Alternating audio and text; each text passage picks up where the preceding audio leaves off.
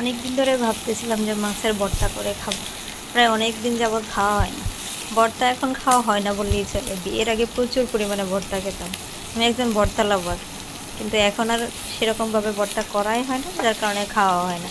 তরকারি ভাজি ওসবই করা হয় বেশি। সো আজকে ফাইনালি ভর্তা বানালাম, মাছের ভর্তা।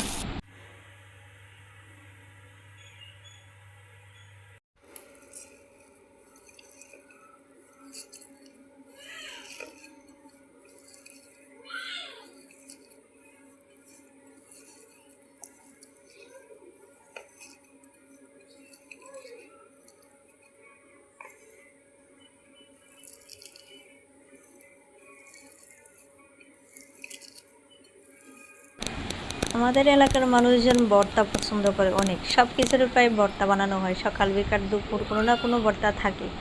সো আজকে আমার লাঞ্চ ছিল মাছের ভর্তা, মিষ্টি কুমড়া ভাজি, সাথে পটল আলু আর মাছ দিয়ে একটা তরকারি।